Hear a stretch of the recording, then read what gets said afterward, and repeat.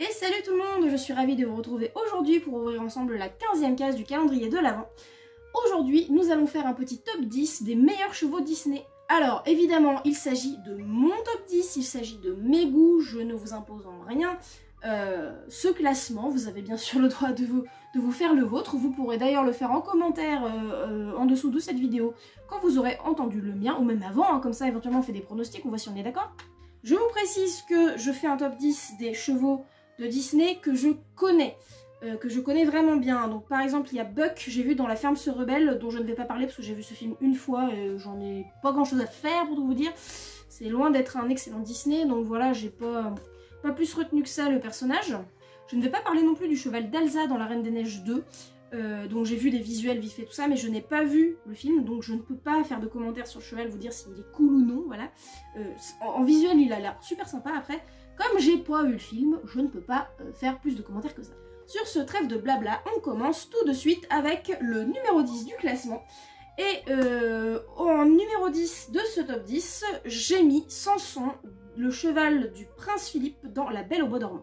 Alors Samson, c'est un cheval qui est un peu qui est présent un peu en tant que comic relief vite fait, en tant que sidekick rigolo du prince Philippe. Moi ce qui m'a marqué, c'est les petites blagues sur le fait que quand le cheval est passage, et il aura pas de carottes. Enfin, en fait en gros le prince Philippe lui promet des carottes s'ils arrivent à retrouver la princesse. Enfin je sais plus quoi, il entend chanter et voilà, il faut qu'il la retrouve. Je sais plus c'est quoi, je sais plus ce qui se passe exactement, mais avec cette scène dans la forêt où le cheval il est distrait par quelque chose, Samson est distrait par quelque chose et fait tomber le prince Philippe, retourne en arrière en se rendant compte, et le prince lui fait adieu carotte. Et du coup, enfin voilà, moi ça m'avait vraiment fait rire. Donc Samson, c'est un cheval qui est pour le coup juste le cheval du prince, hein. Il a ce petit côté rigolo, mais il n'a pas plus d'intérêt que ça, et c'est pour ça que je le place en top 10 de ce classement. Oui, en 10e de ce classement.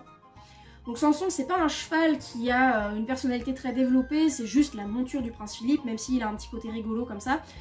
Il n'a pas énormément d'intérêt et esthétiquement je le trouve pas incroyable, donc c'est pour ça qu'il se retrouve à la 10e place de ce classement. En 9e place, j'ai placé ce cher Philibert du film La Belle et la Bête. Philibert, un peu comme Samson, il sert pas à grand chose, mais par contre, évidemment si, il a quand même une importance puisqu'il fait les allers-retours entre le château et le village, enfin voilà, pour participer au sauvetage de Belle, enfin voilà, et de son père, enfin oui, il ramène le père de Belle au village. Mais Philibert en fait c'est le bro, c'est un cheval super, qui est pas courageux, pourtant on voit qu'il est pas bien rassuré dans la forêt et tout, qui prend peur d'ailleurs, c'est comme ça que Belle se casse la figure dans la forêt. Mais mine de rien, déjà moi je trouve que son design est super sympa, en mode un petit peu très breton ou comtois comme ça, comme en plus ça se passe en France, voilà, c'est assez logique que ce soit une race qui fasse penser à nous, très français à nous. Donc voilà, il n'a pas un intérêt énorme, il a quand même bien sûr son utilité, et je trouve son design sympa, c'est pour ça que je l'ai mis un petit peu au-dessus de Samson. Et voilà, tout simplement, je n'ai pas plus de commentaires à faire dessus. En 8e place, j'ai mis Froufrou des Aristochats. Froufrou, c'est le cheval de Madame, donc sa jument d'attelage qui tire du coup sa petite voiture personnelle. Et Froufrou, au niveau du design pour le coup, comme c'est un des premiers Disney, un des plus anciens, dans les années 40, je crois, même si c'est pas 47 les Aristochats. Du coup, c'est pas le plus beau design de cheval qu'on a, mais alors Froufrou, c'est une jument, c'est un personnage qui est très gentil, qui est très bienveillant, qui est vraiment une amie des chats, de Duchesse et de ses chatons, et qui en plus a le mérite de mettre la pâtée à Edgar à la fin du film, et à nous le mettre dans la valise pour Tombouctou, d'un bon coup de sabot bien placé, et de le virer dehors, voilà, pour qu'il puisse être envoyé à Tombouctou et qu'on n'entende plus parler de lui. Donc rien que pour ce côté badass de dire allez le méchant, on le dégage, les problèmes moi je les dégage à coups de sabot, rien que pour ça, donc Fofo mérite pour moi sa place en 8e place au-dessus des deux autres. En 7e place, nous allons retrouver Pile Poil, qui est dans la saga des Toy Story à partir du 2. Pourquoi classer Pile Poil aussi bas, me direz-vous? Parce que je trouve que Pile Poil n'a pas un énorme intérêt. Il se comporte un peu comme un chien, voilà, sur lequel Woody et Jessie peuvent monter. Au-delà de ça, il est rigolo, il est mignon, ça je dis pas, mais je trouve pas plus d'intérêt que ça. J'ai failli le mettre plus bas dans le classement d'ailleurs, mais je me suis dit en réfléchissant par rapport aux autres que c'était pas forcément justifié. Non, parce que franchement, il est quand même super mignon. Moi, je dis pas, si j'avais eu un jouet puis de poil comme lui quand j'étais gamine, je pense que je l'aurais adoré. Donc voilà. Et niveau personnalité, il est pas très intéressant, mais voilà, il sauve quand même la mise à Woody et Buzz plusieurs fois, voilà. Et c'est un bon petit cheval, et c'est pour ça que je le classe du coup en 7ème position. J'ai classé en 6ème position de ce top 10 Angus, le cheval de Mérida dans Rebelle. Angus, pour le coup, c'est un peu comme Philibert et Samson. Il n'a pas un intérêt, enfin il n'a pas une personnalité extrêmement développée. C'est pas un cheval qui est très humanisé, on va dire, son personnage n'est pas très humanisé. Par contre, pour le côté que c'est le confident de Mérida, c'est son meilleur et son seul ami, et en plus pour son design qui est super chouette, et un non c'est un Clydesdale je crois, pour pas dire de bêtises, mais c'est tellement génial d'avoir un Clydesdale, je sais même plus comment ça se prononce, peu importe, mais vraiment, ça fait plaisir de voir un gros cheval de trait comme ça, voilà, que ce soit pas le mythe du cheval Barbie, encore et toujours. Ça fait hyper plaisir, il est beau, voilà, c'est un bon gentil cheval, voilà. Ça nous ramène quand on est cavalier à notre relation avec notre propre cheval, et c'est pour cette raison que je l'ai placé à cette position dans le classement. Au milieu du classement, à la 5ème place, j'ai classé Achille, le cheval de Phébus, dans le bossu de Notre-Dame. Tout comme pas mal des précédents, Achille n'a pas énormément d'intérêt. On le voit pas tant que ça d'ailleurs, il est surtout là, ouais, il est là pour une blague en fait un peu au début et à la fin, mais cette blague est tellement goldée pour moi que, enfin voilà, pour moi Achille c'est un cheval incroyable. Ce gag en fait c'est tout simplement que Achille sait s'asseoir sur commande et que Phébus s'en sert pour martyriser les gardes, la garde sous les ordres de Frollo, et pour s'asseoir tout simplement dessus. Et moi je trouve ça magique, et je trouve que le design d'Achille en plus est vachement chouette. Au-delà de ça, malheureusement, c'est pas un cheval avec une énorme personnalité et qu'on voit peu à l'écran. S'il a 5 minutes d'écran, même pas 2 minutes peut-être, c'est énorme. Mais ça m'a assez marqué pour, voilà, pour vraiment le classer à cette position-là. Enfin moi, le bossu de Notre-Dame, je le regarde parce qu'il est magnifique, que les musiques sont très belles. Mais, et pour Achille, parce que Achille assis. Donc pour moi, un excellent gag dans ce film, donc qui fait que ce petit cheval est classé en 5ème position. À la 4ème place de ce top 10 des chevaux Disney, j'ai placé le Capitaine dans les 101 Dalmatiens. Capitaine, c'est un bon cheval de trait qui a une tête un peu de percheron, qui est dans une écurie où vont se réfugier les petits Dalmatiens. C'est leur première étape après s'être échappé du manoir de Cruella, je crois.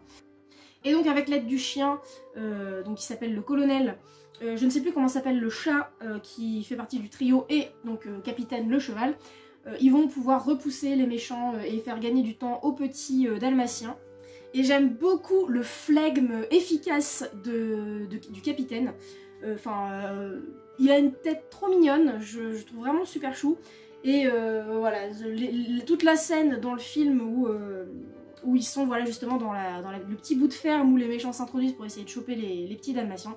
C'est juste magique. Je me demande si Cruella elle-même n'y va pas d'ailleurs, ou si je confonds avec le film en live action.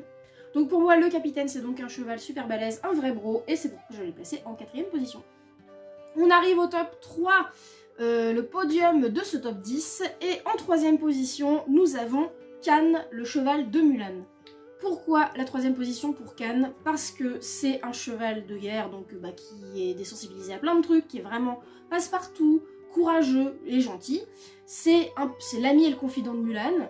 On voit au tout début qu'elle le monte comme ça accru parce qu'elle est en retard pour aller chez la marieuse, enfin elle part comme ça à l'arrache et puis voilà.